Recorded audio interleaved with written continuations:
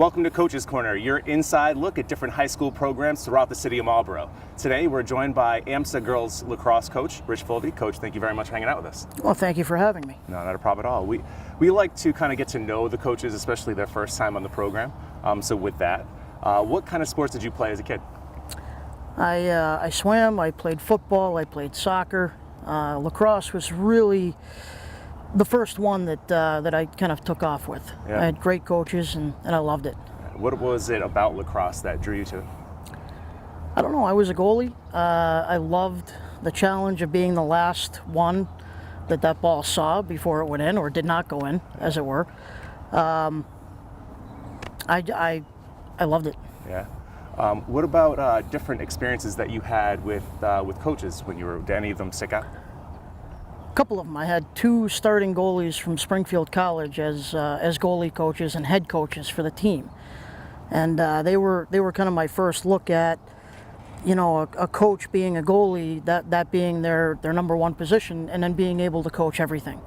And they did a great job with the entire team, but they were very good with me in particular.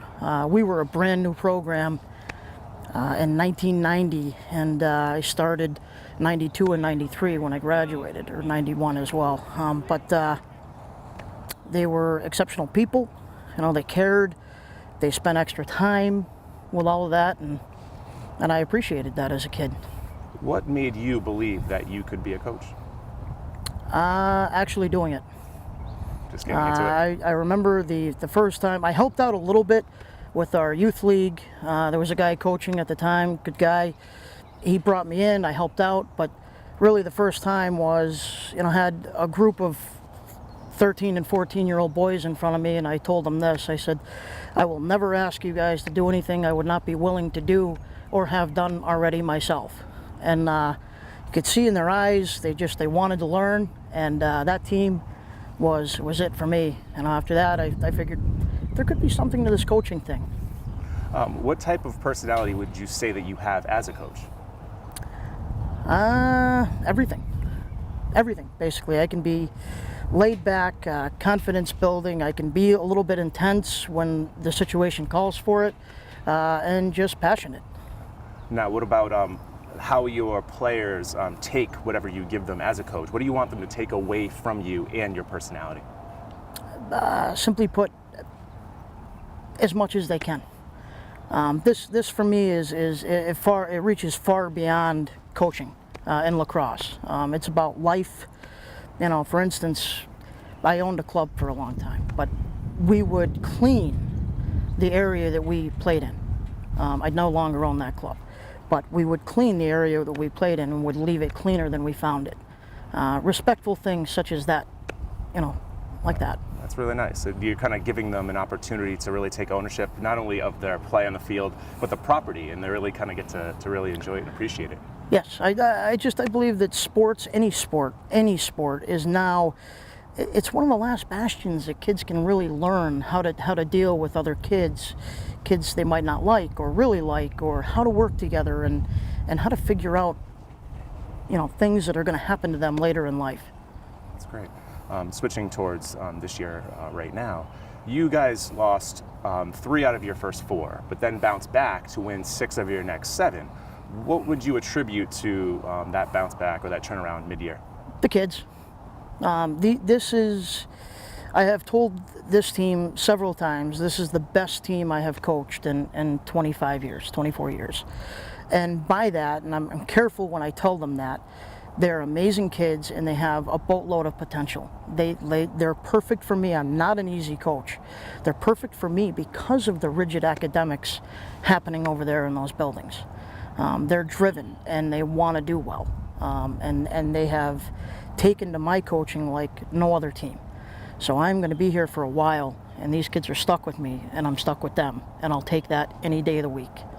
That's great. So them being a little bit more in the way of challenged academically has led to their ability to take coaching from you in particular. Yeah, now that's more specific to them than any other club that you've coached at all, like in all of your years? Yep. Oh, that's great. Yep. Now, you have a player, Erin Gawowski, on your team. She's leading or close to leading the entire Colonial League in scoring. aside from her ability to score, what would you say are other characteristics or attributes that she brings to the club? I held her back because of a foot injury.